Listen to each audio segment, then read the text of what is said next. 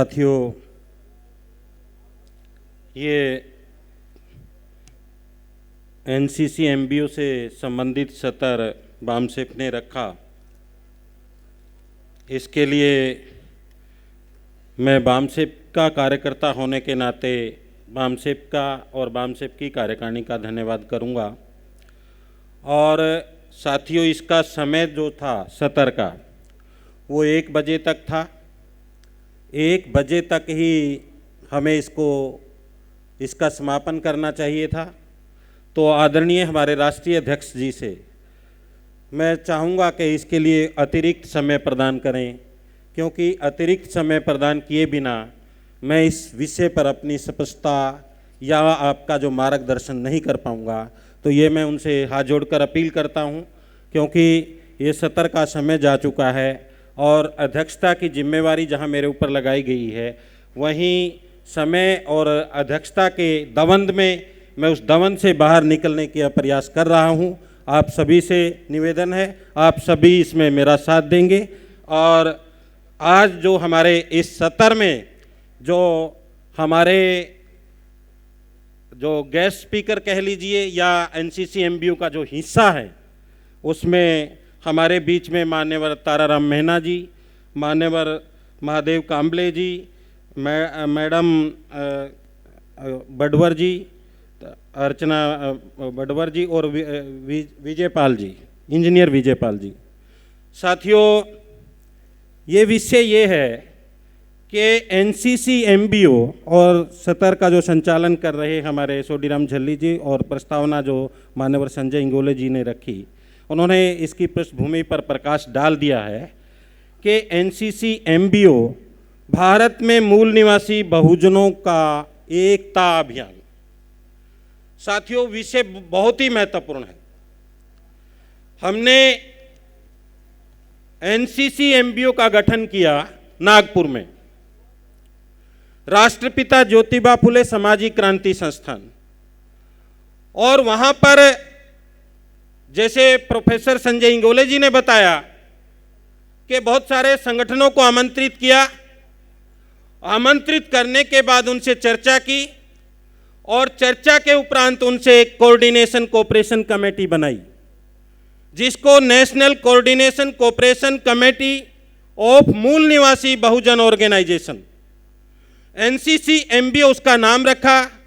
और उसी के माध्यम से आज ये विषय भी रखा गया चर्चा का कि भारत में मूल निवासी बहुजन संगठनों का एकता अभियान।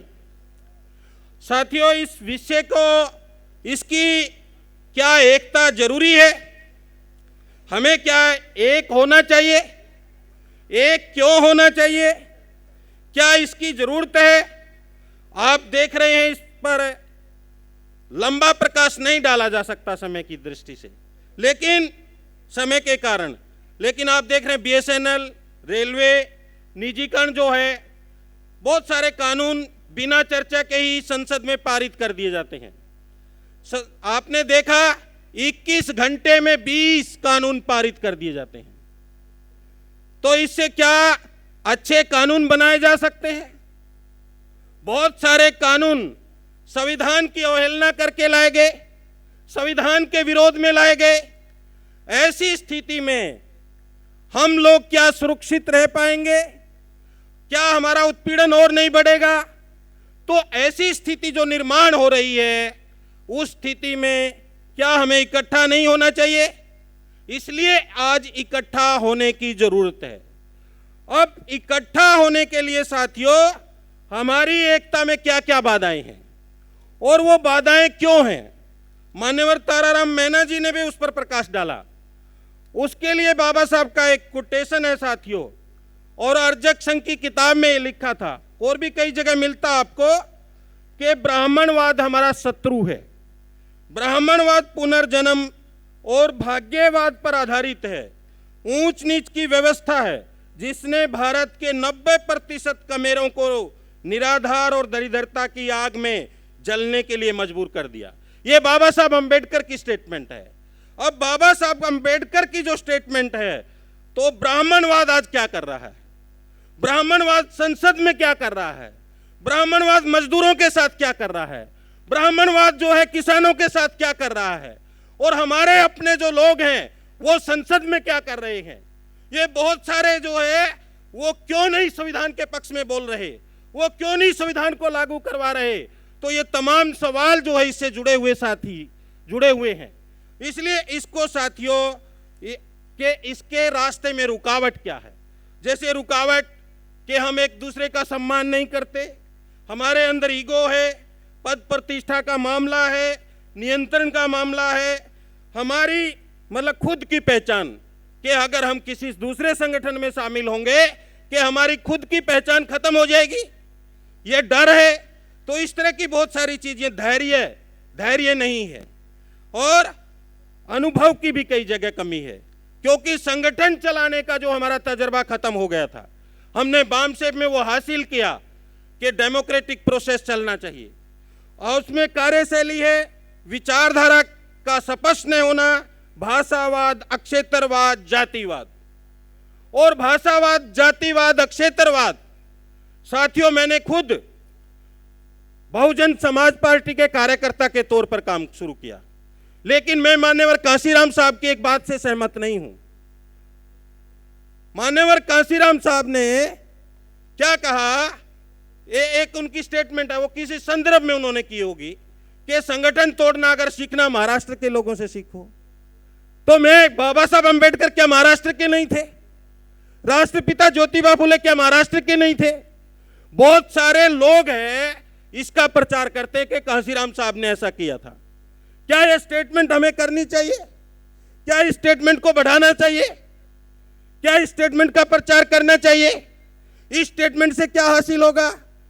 साथियों, इस तरह की जो बात है हमें देखना पड़ेगा कि इस तरह की जो चर्चा है समाज में, वो चर्चा क्यों है। उस चर्चा का हमें समाधान ढूंढना पड़ेगा। अगर उस चर्चा को जो गलत, जिसके परिणाम हो सकता है हमारे महापुरुषों ने भी कोई बात ऐसी कही हो, आज वर्तमान संदर्भ में अगर वो गलत दिशा में जा रही है, मुझे लगता है उसको हमें छोड़ देना चाहिए। साथियों, अब एकता के लिए क्या जरूरी है? एकता के लिए यहां पर अर्चना जी ने चर्चा की। क्या चर्चा? भारत का संविधान हमें इकट्ठा कर सकता है, यह मुद्दा हमारे लिए हो सकता है। विचारधारा, फूले अम्बेडकरी विचारधारा एक बिंदु हो सकता है जिस पर हम इकट्ठा हो सकते हैं। मूल निवासी बहुजन पहचान जो है, कौन सी पहचान हो, वो मूल निवासी बहुजन पहचान है जो वो हमें इकट्ठा कर सकती है, वो एक बिंदु हो सकता है। और इसके अलावा क्या साथियों, लोकतांत्रिक पद्धति, संस्थागत नेतृत्व, ये एक बिंदु हो सकता है। हम इन बिंदुओं पर इकट्ठा हो सकते हैं, और जो इन बिंदुओं को नहीं मानते, इसका मतलब वो समाज के हितैषी नहीं है। कल मैं चर्चा कर रहा था, डॉक्टर के एस चौहान जी बता रहे थे, अब मुझे पता नहीं वो इस बात से नाराज होंगे या नहीं। उन्होंने एक बात बताई कि एक दो सांसद उनसे मिले कि आप एक संगठन बनाओ शेड्यूल कास्ट शेड्यूल ट्राइब का, हम 10 करोड़ रुपए देंगे। उन्होंने मना कर दिया। बाद में वो चौहान साहब से मिलते हैं, चौहान साहब को वो घटना याद आती, वही बताते कि हमने आपको ऐसा ऑफर किया था।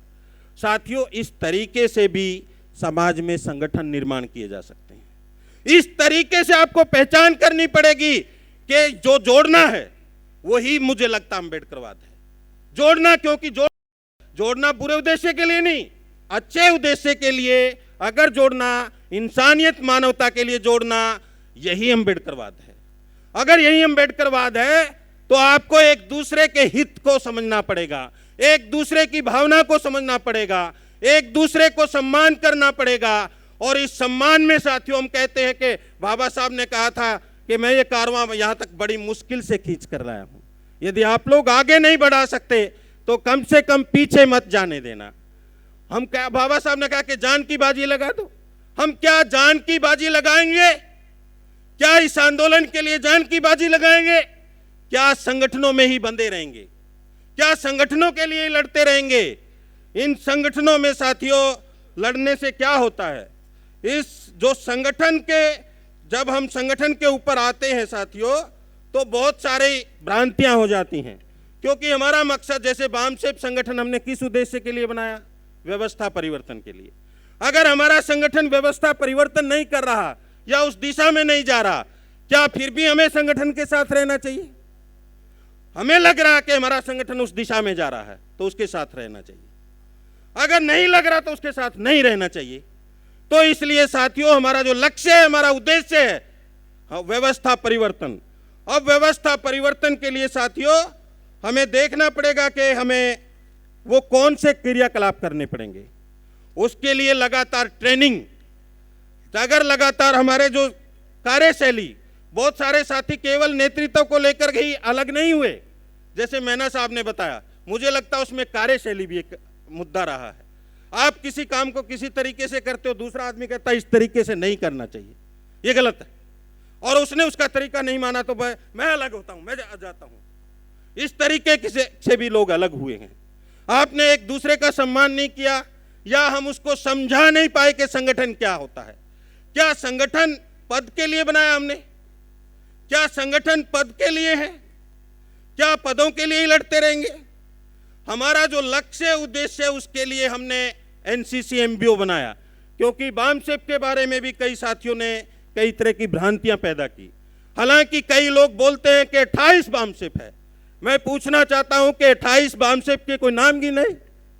इतने बामसेप नहीं है। फिर बामसेप क्या एक व्यक्ति के लिए होना चाहिए?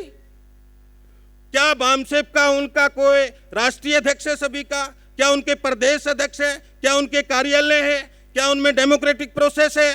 तो उसको अगर आप किसी व्यक्ति को बामसेप मानते हो, क्या वो बामसेप माननी चाहिए? क्या उसके साथ काम करना चाहिए? लेकिन लोगों में क्या है कि उसकी बामसेप, उसकी बामसेप, उसकी बामसेप। ये बुद्धिजीवियों का दायित्व बनता है या आप लोगों का दायित्व बनता है कि बामसेप एक व्यक्ति विशेष की नहीं हो सकती। जब हम कह रहे हैं SC ST OBC के लोगों की बामसेप, इतनी 6000 से ज्यादा जातियों को इकट्ठा करने का अभियान बामसेप, इसका मतलब इतनी जातियों को इकट्ठा करना चाहते हैं तो उनकी बामसेप है। लेकिन हम क्या कह रहे हैं? उसकी बामसेप, जो किसी व्यक्ति विशेष की बामसेप है, उसकी बामसेप, वो क्या समाज के लिए हो सकती है? इसका मतलब आप अपनी जिम्मेवारी से भागना चाहते हो। जब बाबा साहब आपसे अपेक्षा कर रहे हैं, लेकिन आप क्या कह रहे हो? वो अकेले ही कर देंगे, वो अध्यक्ष है वही फैसला ले लेंगे।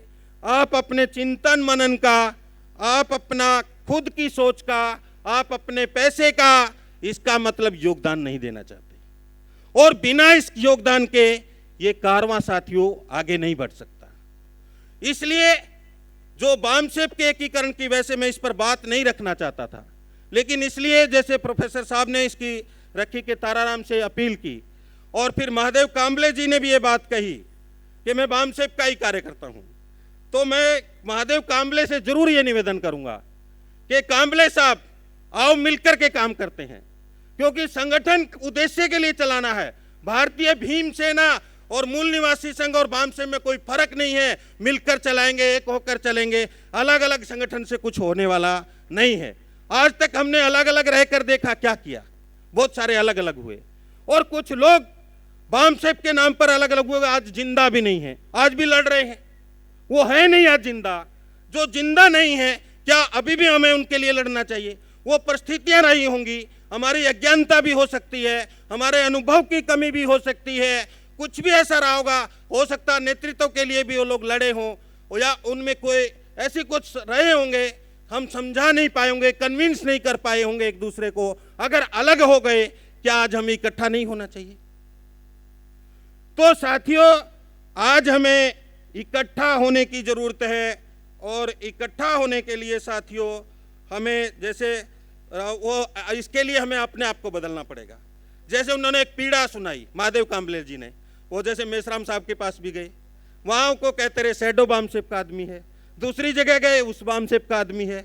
अगर आपके अंदर भी, हमारे अंदर भी कोई साथी अगर दूसरे संगठन का दूसरी जगह से आता है, हमारा दृष्टिकोण भी क्या रहता? ये वहाँ से आया है, ये उसका है, ये बदलना पड़ेगा। अगर ऐसा रखेंगे तो क्या होगा? एक संगठन में दो संगठन बन जाते हैं कि ये वहाँ से, वो फिर क्या करता है, एक संगठन, जब दो संगठनों का मिलन होता है उसमें भी वो तरकीब से नहीं करते, वो अपने अपने ग्रुप बनाए रखते हैं, वो अपने अपने साथियों को लगाए रखते हैं। अगर एकीकरण करना है तो एक हो गए, और उसमें तर्क और सिद्धांत के आधार पर जो सही है गलत उसका साथ हमें देना चाहिए। लेकिन हाँ, होता क्या है, जो हमारे साथ पर्सनली जुड़ा हुआ है हम उसी का महत्व देते हैं, उसी के साथ जुड़ जाते हैं, और उसी के साथ जुड़ जाते हैं तो क्या होता है, संगठन में बिखराव होता है। संगठन में भी, एक संगठन में भी रहकर दो संगठन बन जाते हैं। इसलिए मैं ये आप सबसे अपील करूंगा, आपके अंदर कोई भी साथी आए उसका अपने सम्मान करना, उसको अपना मानना है आपका अपना। जब हम इतनी जातियों को इकट्ठा करना चाह रहे हैं, अगर कोई साथी संगठन अलग चला रहा या हमसे अलग हो गया, उसको हमें अपने अंदर लेना है, एक साथ मिलकर के चलना है, और उसके प्रति ऐसी भावना नहीं रखनी है। मैं ये ऐसी उम्मीद आप सभी साथियों से करूंगा। साथियों, जैसे बहुत सारी बातें हुई, जैसे एक बात जरूर करना चाहूंगा, वैसे जैसे मल्लिकार्जुन खड़गे का नाम भी आया, कामले साहब ने लिया, भारतीय भीमसेना कर्नाटक के मुख्यमंत्री रहे, उनका भी उन्होंने विश्लेषण किया। सवाल ये साथियों, देखिए समता सैनिक दल था, समता सैनिक दल या जो भी बाबा साहब ने संगठन बनाए, तो हमने बामसेफ बनाने की जरूरत पड़ी। तो जैसे बी श्याम सुंदर जी ने अगर कोई संगठन बनाया, अगर उस सही दिशा में हम नहीं चल पाए तो आज इकट्ठा हो जाएं और सही दिशा में चलने का प्रयास करें, ऐसी मैं उम्मीद करूंगा। और मान्यवर ताराराम मेहना जी से भी, उनसे भी मतलब कि उन्होंने एक दो तीन बातें बहुत महत्वपूर्ण बातें की कि ये सत्र महान बनने वाला है, विशेष सत्र है ये। और ये बात मान्यवर विजयपाल जी ने भी कही कि ये महान कन्वेंशन है।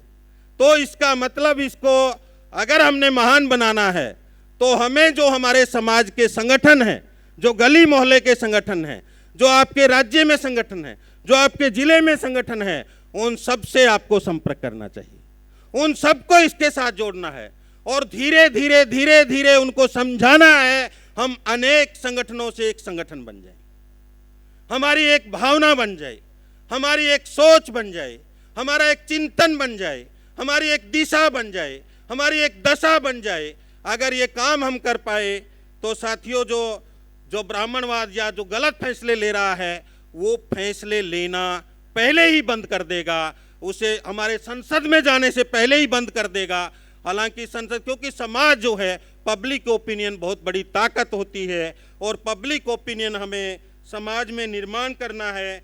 और साथियों, विजयपाल जी ने भी एक बहुत बड़ी बात कही, उन्होंने कहा कि वो काफ़ी करोड़ों रुपया वो खर्च करते हैं। मैं उनसे भी निवेदन करूंगा, हमने एक मूल निवासी सभ्यता संघ बनाया है, एक मूल निवासी संघ बनाया है, एक मूल निवासी विद्यार्थी संघ बनाया है, और हमने विद्यार्थी संघ के माध्यम से एजुकेशन सेंटर, प्राइमरी स्कूल चलाने का निर्णय भी लिया है। तो मैं ये चाहूँगा विजयपाल जी से कि वो इस मामले में हमें मदद करें। हमारी जो ये प्रक्रिया है और हमारे जो बामसेफ संगठन में जो पैसा इकट्ठा होगा उसमें 6% हम एजुकेशन पे खर्च करेंगे। तो मुझे लगता है विजयपाल जी से भी मैं निवेदन करूंगा हाथ जोड़ करके, वो इस कार्य में हमें मदद करें और हम मिल करके हमारी व्यवस्था, शिक्षा व्यवस्था खड़ी करने का प्रयास करेंगे।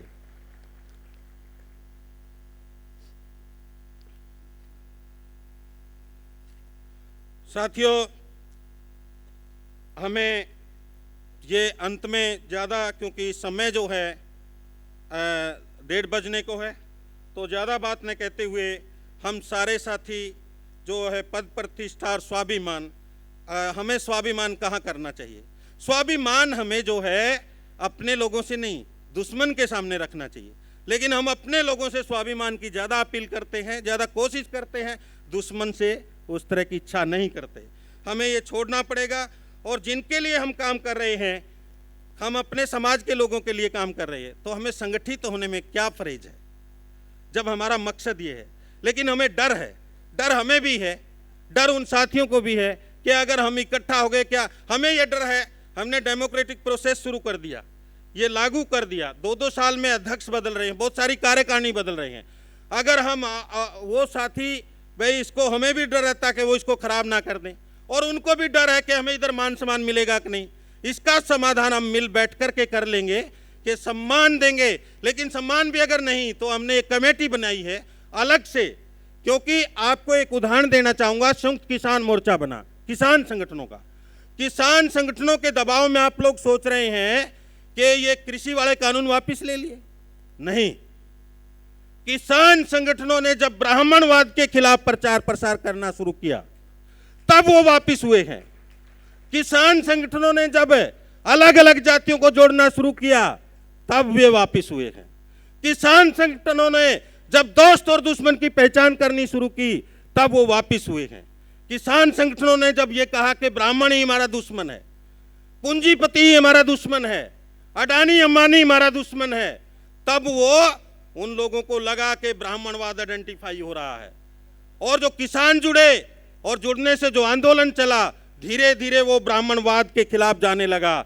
धीरे धीरे उनके अंदर दीनबंधु सर छोटूराम की विचारधारा आने लगी, बाबा साहब अंबेडकर की विचारधारा आने लगी, किसान और मजदूर इकट्ठा होने लगा। तब उन लोगों को डर पैदा हो गया, अगर ये आंदोलन लंबा चल गया तो व्यवस्था परिवर्तन करेगा, इसलिए इनको बांटना जरूरी है। और बांटना, चाहे जाति में उन्होंने हमें बांटा, चाहे संगठनों में हमें बांटा। अब क्या हुआ, संयुक्त किसान मोर्चा का जब ये आंदोलन, जब सरकार ने बात मान ली तो संयुक्त किसान मोर्चा के जितने किसान नेता थे अब अपनी अपनी पार्टी बना रहे हैं, अपनी अपनी पार्टी बना करके समाज को बांट रहे हैं, किसानों को बांट रहे हैं। क्या इससे लक्ष्य हासिल होगा? तो ऐसा ही ठीक हमें समझना चाहिए, अलग अलग संगठन बना करके क्या हम लक्ष्य को हासिल कर पाएंगे? जैसे किसानों को हो सकता है अब किसान नेताओं को कुछ को पैसा भी दे दिया हो कि पार्टी बनाओ, पैसा हम देते हैं, पार्टी बनाओ। और पार्टी बना करके अब वो बलबीर सिंह रज्जवाल ने अलग पार्टी बनाई, गुरनाम सिंह चडूनी ने अलग पार्टी बनाई, हालांकि मेरे मित्र हैं वो, लेकिन उन्होंने अलग अलग पार्टी बनाई। अलग अलग पार्टी से क्या हासिल होगा? जो उनका दबाव था वो भी खत्म हो गया। लेकिन ब्राह्मणवादी लोगों ने, इस देश की सरकार ने संयुक्त किसान मोर्चा के दबाव में जो कृषि संबंधित कानून वापस लिए, उसके पीछे उनका ये था कि जब ब्राह्मणवाद की तरफ टारगेट हुआ किसानों का, तो उस डर के मारे उन्होंने वापस लिए। तो इसलिए अगर आज कोई भी आप संगठन चला रहे हो, कोई सभा चला रहे हो, जो कोई आप ट्रेड यूनियन चला रहे हो, आपकी कोई बात नहीं मानी जाएगी। आप कोई जाति का संगठन चला रहे हो, आपकी कोई बात नहीं सुनी जाएगी। एक जाति के 1 करोड़ लोग इकट्ठा हो जाओ, नहीं मानेंगे। लेकिन आप 500 लोग अलग अलग जातियों के इकट्ठा होते हो, सरकार झुकती है, सरकार सुनती है। इसलिए आपको यही काम करना है कि अलग अलग जाति के लोगों को इकट्ठा करना है। अगर ये काम आपने कर लिया, जो एनसीसी एमबीओ का वो उद्देश्य प्राप्त कर लेंगे। फिर ये बात भी है साथियों, कुछ ऐसे लोग भी हैं जो इकट्ठा नहीं होना चाहेंगे। जैसे मैंने चौहान साहब का उदाहरण दिया कि उनके पास लोग आए, और उनका नहीं, मेरे को भी, मैं बसपा में काम करता था, बहुजन समाज पार्टी में। ओम प्रकाश जिंदल उद्योगपति, वो हरियाणा विकास पार्टी और बहुजन समाज पार्टी का हरियाणा में समझौता हुआ। मैं जाता था तो मुझे बोलता था पहले इसको बुलाओ स्टेज पर, हरियाणा विकास पार्टी और बहुजन समाज पार्टी का समझौता। मैं नौकरी पे नहीं था तब। तो तब क्या हुआ, वो मुझे कहता कि बेटा संगठन बना, तेरे को गाड़ी देंगे, पैसा देंगे। मैंने उसकी बात को नहीं माना कि मैं, वो आदमी मुझे अपना पीए रखना चाह रहा था। मैंने सोचा यह आदमी मुझे पीए रख लेगा, कल मुझे भगा देगा तो क्या स्थिति होगी। तो इससे जो लोग हैं, तो वो आपको वो देखेंगे कि इनमें कौन लोग हैं। वो इसी तरीके के जैसे चंद्रशेखर रावण है, बहन कुमारी मायावती है, या कुछ और लोग पैदा होंगे, जिग्नेश मेवानी है। कुछ लोगों को निकालेंगे हम में से, उनको चर्चित करेंगे सोशल मीडिया पे, प्रिंट मीडिया में, इलेक्ट्रॉनिक मीडिया में। हमारा समाज सोचेगा यही हमारा नेता है, ये बढ़िया नेता है, और हमारे लोग उससे जुड़ जाएंगे। उस व्यक्ति को बहुत बड़ा बना देंगे, वो डिक्टेटरशिप करेगा, आपका शोषण करेगा। इसलिए आपको सावधान रहना है। आप अगर अच्छी पोस्ट लिखोगे तो आपकी पोस्ट पर फेसबुक पे चेक एंड बैलेंस लगा दिया जाएगा कि ये 80 लोगों से ज्यादा शेयर नहीं होनी चाहिए। लेकिन वो क्या होगा, अगर आपका ही साथी जो आपके समाज विरोधी काम कर रहा होगा, जिससे समझ नहीं है, वो क्या करेगा, उसकी पोस्ट को 1000 लोगों तक शेयर का ऑप्शन लगा देंगे, जबरदस्ती शेयर हो जाएगी। इन चीजों से सावधान रखना है। इसलिए फेसबुक, व्हाट्सएप, इंस्टाग्राम, ट्विटर हमारा मददगार नहीं हो सकता। वो हमें रोकने का ही प्रयास करेगा, वो हमारे नियंत्रण में नहीं है। इस चीज का आपको ध्यान रखना है। और जो भी इस तरह के लोग पैदा किए जा रहे हैं, जो इस तरह के लोग, मैं नाम नहीं लेना चाहता, हरियाणा में भी कई लोग पैदा किए।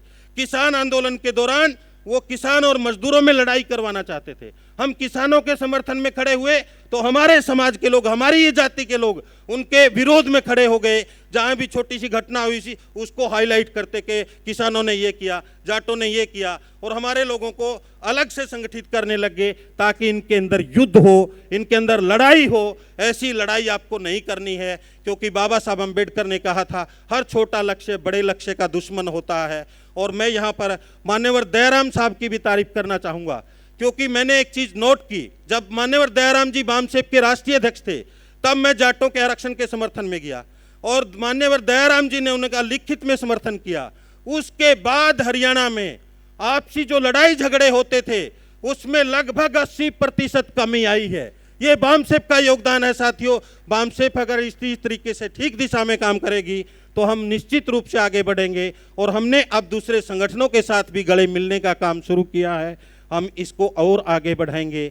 ज़्यादा लंबी बातचीत न रखते हुए, क्योंकि समापन सत्र भी अभी शुरू होने वाला है, तो मैं आपसे रजा चाहूँगा और इस निवेदन के साथ कि आपके ज़िले में हमारे राष्ट्रीय अध्यक्ष ने ये एक जो आपके सामने रखा था समग्र सुधार के लिए, उसमें एक रणनीति के तहत ये भी रखा कि आपको ज़िले में, ब्लॉक में जो भी आपके दूसरे संगठन हैं उनसे तालमेल करना है, उनको साथ लेकर के आना है और उनको इस विचारधारा से जोड़ना है। आपने मेरी बात को सुना, आप सभी का धन्यवाद। जय भीम, जय मूल निवासी, जय संविधान। Thank you.